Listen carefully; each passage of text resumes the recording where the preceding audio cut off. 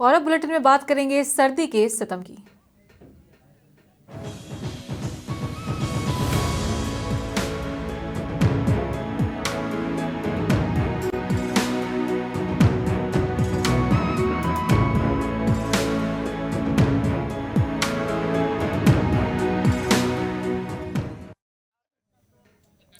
और सबसे पहले रुक करेंगे बारां का, जहां शाहबाद में अचानक मौसम का मिजाज बदला है। तेज मेघ गर्जन के साथ बारिश शुरू हुई। बारिश से ठंड और गलन में इजाफा हुआ है। बारिश के बाद किसानों के चेहरे खिल उठे। मावठ पड़ने से फसलों में फायदा होगा।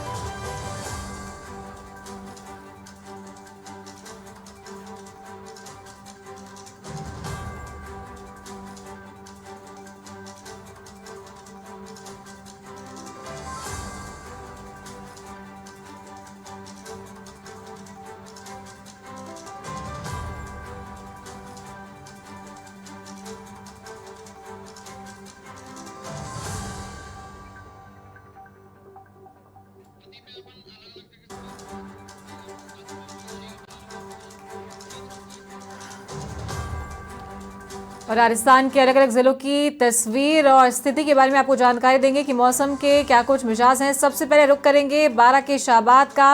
अनिल भार्गव हमारे सहयोगी लाइव हमारे साथ जुड़ गए। अनिल, क्या मौसम के मिजाज है? मावठ हो गई है, सर्दी पड़ रही है, कोहरा बढ़ गया है? जी बिल्कुल, मैं आपको बताना चाहूंगा, ये शुक्रवार को अचानक मौसम का मिजाज बदला। शाम को और देर रात्रि को बारिश का दौर शुरू हुआ। तेज मेघ गर्जन के साथ बारिश का दौर शुरू हुआ। उसके बाद यहाँ पर रबी की फसलों में ये मावठ फायदेमंद साबित होगी। वहीं सर्दी का असर तेज होने के चलते बाजारों में आवाजाही लोगों की कम दिखाई दे रही है। वहीं घरों से लोग बाग कम ही निकलते हुए दिखाई दे रहे हैं। इससे बाजारों में सन्नाटा पसरा हुआ है। सर्दी के तेवर तीखे दिखाई दे रहे हैं। वहीं किसानों का कहना है कि ये सर्दी का जैसे ही जोर बढ़ता जाएगा वैसे ही फसलों में फायदा देखने को मिलेगा। वहीं सर्दी अधिक होने के चलते लोगों के जीवन पर भी विपरीत असर देखने को मिलेगा। विशेषकर जो छोटे बच्चे हैं, बुजुर्ग हैं, उनको काफी दिक्कतों का सामना करना पड़ेगा। यहाँ पर कुछ किसान मौजूद हैं, इनसे ही बात करते हैं किस तरीके का फसलों में ये फायदा होगा। सर, आपका क्या नाम?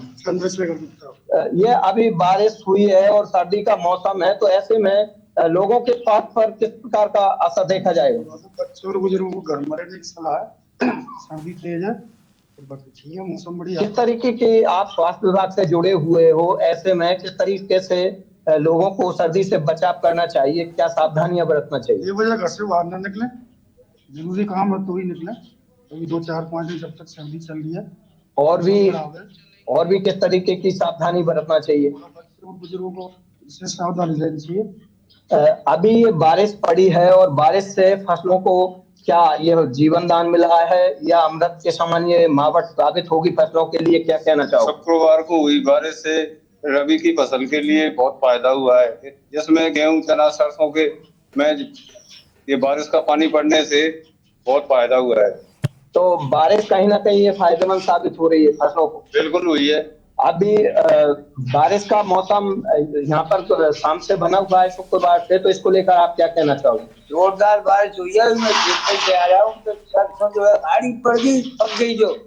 तो जैसा कि इन किसानों का कहना है कि क्षेत्र में जो बारिश का मौसम देखने को मिल रहा है, तो कहीं ना कहीं फसलों में ये सरसों है, धनिया है, गेहूं की फसल है, इनमें ये बारिश अमृत के समान साबित हो रही है। भाई सर्दी के तेवर अब आगामी दिनों में तीखे देखे जा सकते हैं। भाई मौसम विभाग के वैज्ञानिकों का कहना है कि पिछले 2 दिनों और बारिश और बिजली टिका माहौल रहेगा, आसमान में धुंध छाई रहेगी। भाई 2 दिन बाद कहीं ना कहीं सर्दी के आसार थोड़े कम होते नजर आएंगे और ये बारिश का मौसम है 2 दिन बाद थम जाएगा। जी ठीक है अनिल, आप बने रहिए हमारे साथ। मैं दोबारा आपका रुक करूंगी और अब रुक करेंगे सीकर का, जहां ब्यूरो चीफ रमेश हमारे साथ जुड़ गए हैं। रमेश, फतेहपुर शेखावाटी इलाके की अगर बात करें तो कैसा है मौसम का मिजाज यहाँ पर?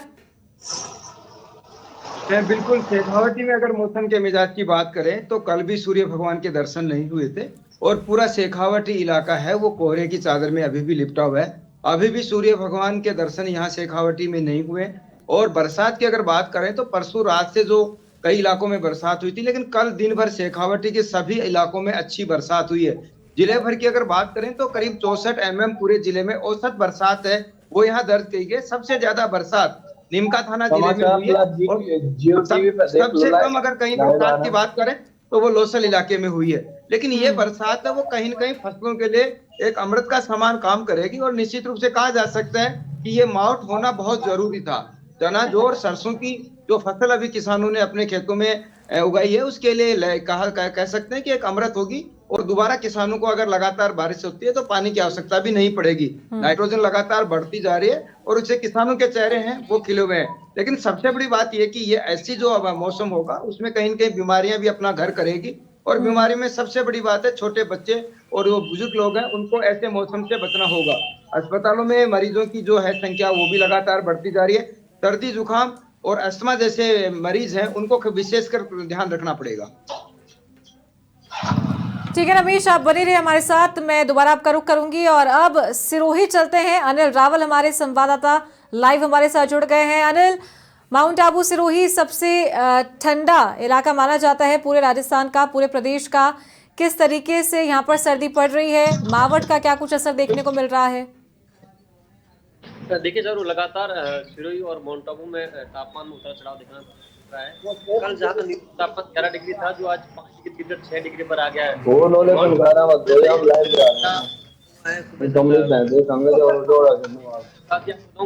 बड़ी संख्या में न्यू ईयर मनाने के लिए पर्यटक भी माउंट आबू का रुख कर रहे हैं। ऐसे में सर्दी का ये मौसम उनके लिए और भी ज्यादा हो गया है। पर्यटक बड़ी संख्या में यहाँ पर आकर लुत्फ उठा रहे हैं, चाय की और गर्म व्यंजनों के सारे सर्दी से बचने का जतन कर रहे हैं। सबसे ज्यादा असर यहाँ पर बच्चों और बुजुर्गों को देखने को मिलता है। सर्दी का ज्यादा परेशान होना पड़ रहा है। जी साहब। ठीक है अनिल, आप बने रहिए हमारे साथ और अब रुक करेंगे बीकानेर का। गिरिराज बाधानी हमारे सहयोगी लाइव हमारे साथ जुड़ गए हैं। बीकानेर में भी काफी ठंड पड़ रही है गिरिराज, और आपको देख करके भी लग रहा है आपने ग्लव्स पहना है, मास्क लगा रखा है, टोपी पहन रखी है। क्या तापमान है आज वहां का और मावठ का असर किस तरह से देखने को मिल रहा है? शाहरुख, पिछले 3 दिनों से बीकानेर में सर्दी पड़ रही है। सूर्य देव के दर्शन नहीं हुए। आज सुबह से ही मावठ पड़ रही थी, ओस पड़ रही थी, लोग परेशान थे। जो वाहनों की गति थी वो एकदम धीरे हो गई थी। बता दें कि सुबह 9 बजे तक तो यहाँ जो विजिबिलिटी थी जो 0 थी, लेकिन अब 10:30 का समय हुआ है तो धीरे धीरे जो दिन बढ़ता जा रहा है तो विजिबिलिटी बढ़ती जा रही है, लोग देखने में आसानी हो रही है। लेकिन बता दें कि जो सर्दी है बीकानेर में लगातार बढ़ती जा रही है। मौसम विभाग ने भी अलर्ट कर रखा है कि बीकानेर में बारिश की भी संभावना है। अगर बारिश होती है तो जहाँ लोगों को सर्दी से तो परेशानी होगी, लेकिन बता दें कि सालों इससे किसानों के चेहरे लगातार खिलते जा रहे। जिस तरह से मावठ देर रात से जो बीकानेर को कोहरे ने अपने आगोश में ले लिया था, तो किसानों के चेहरे खिल चुके हैं। किसानों को अच्छी फसलों की उम्मीद है, तो वही लोग सर्दी से परेशान है।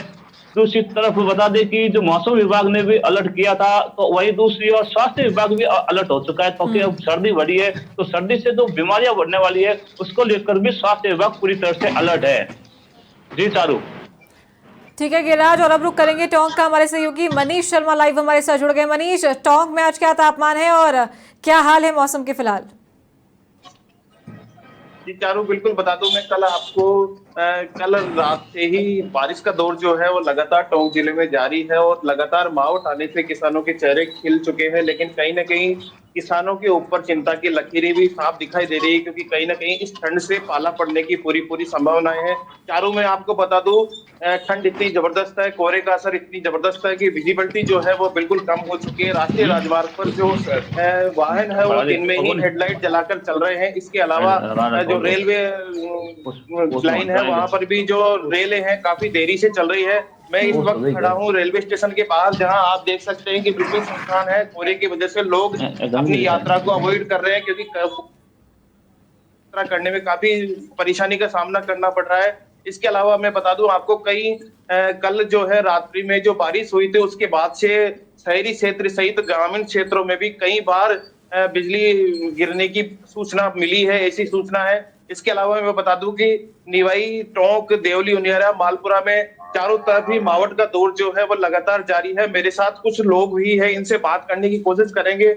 मेरे साथ आप ये बताइए जिस तरह से सर्दी पड़ रही है, किस तरह से सर्दी का कितना असर है और क्या देखने को मिल रहा है? सर्दी का असर तो दिन कल के बाद में सर्दी में ज्यादा प्रभाव दिखा, और कल की जो बरसात है उससे काफी बिजली भी गिरी, जैसे जयसिंहपुरा में भी गिरी है, तो उससे ज्यादा नुकसान तो नहीं हुआ है। ट्रांसफार्मर भी गिरी है, बिजली विभाग के एफआर कर्मचारी हैं, कल से हमारी लाइनें भी थोड़ा डिस्टर्ब हो रही है बरसात के कारण। जी बिल्कुल चारू, जिस तरह से कल जो बरसात हुई है उसके बाद से जो विद्युत व्यवस्था है वो भी कहीं ना कहीं ठप पड़ चुकी है। मेरे साथ और भी हैं, कल जो बारिश हुई थी उसको लेकर के ग्रामीण अंचल में किस तरह की स्थिति, आप गाँव में से आए हैं, किस तरह से बताइए। सर बहुत स्थिति नाजुक है, जैसे ग्रामीण में भी अभी सुबह पहले गाड़ी गई है, फॉल्ट है हमारी, तो आगे से कुछ दिखाई नहीं दे रहा, गाड़ी चलाने में बहुत तकलीफ हो रही है। बिल्कुल चारू, मैं बता दूं कि ये जो मावठ का दौर है वो कहीं ना कहीं फसलों के लिए बहुत ज्यादा लाभदायक है, लेकिन फसलों के लिए अमृत के साथ साथ कहीं ना कहीं पाला पड़ने की पूरी संभावना है, जिसके कारण किसानों के जो चेहरे हैं वो भी चिंतित दिखाई दे रहे हैं। इसके अलावा मैं बता दूं पूरे उपखंड क्षेत्र में चारों तरफ जो कोहरा है उससे विजिबिलिटी कम होने के कारण आम जनजीवन काफी प्रभावित हुआ है। जी चारू। ठीक है मनीष, और अब रुक करेंगे जयपुर से हमारे सहयोगी लीलाधर कुमावत का। लीलाधर, जयपुर में भी कई इलाकों में बरसात हुई है, मावठ हुई है, और उसके चलते आज विजिबिलिटी काफी कम देखने को मिल रही थी, विजिबिलिटी बिल्कुल कम थी आज। मौसम विभाग ने आने वाले दिनों के लिए क्या संभावना जताई है?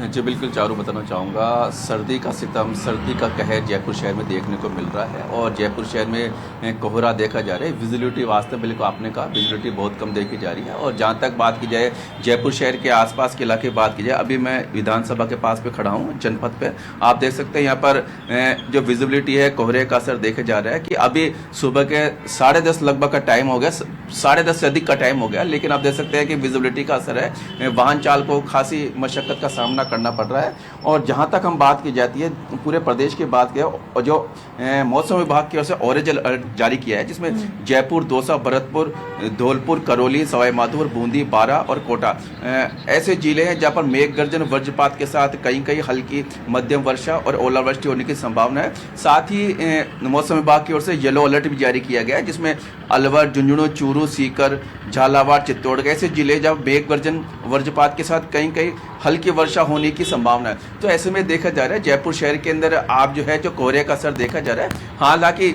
अभी तक ठंड का असर भी देखा जा रहा है, लेकिन बारिश का असर अभी तक नहीं देखा जा रहा है। लेकिन जहां तक बात की जा रही है दोपहर तक बारिश होने की संभावना है, क्योंकि शीतलहर चल रही है। शीतलहर के कारण आम जनजीवन है जो अस्त व्यस्त नजर आ रहा है। लोगों ने गर्म कपड़े पहन रहे हैं, सर्दी से निजात पाने के लिए गर्म कपड़ों का सहारा लिया जा रहा है। तो ऐसे में कई लोग हैं जो सुबह मॉर्निंग वॉक कर रहे हैं, उन्होंने मॉर्निंग वॉक का समय भी चेंज कर लिया। जो सुबह 4 बजे 5 बजे उठते थे, अब उनकी दिनचर्या चेंज हो गई है, वो 6 बजे से 7 बजे के लगभग है जो मॉर्निंग वॉक के लिए जाते हैं। तो ऐसे में देखा जा रहा है कि जो गर्म कपड़े हैं, जैकेट है, मफलर है, शॉल है, ऐसे कई जो कपड़े हैं उनको पहन के जा रहे हैं। तो सर्दी का असर जयपुर शहर में देखा जा रहा है। और जहाँ तक खान पान की बात की जाए, चारू बताना चाहूँ खान पान में भी लोगों ने अपना खान पान चेंज कर लिया, क्योंकि जो शरीर को ऊर्जा या कह सकते हैं गर्मी प्रदान करने के लिए बाजरे खींचड़ा हो गया, तिल के लड्डू हो गया, फीनी हो गई या खींचड़ा हो गया, ऐसे कई, और गजक हो गए तिल की, तो ऐसे कई खाद्य पदार्थ है उनका सेवन किया जा रहा है, जिससे कि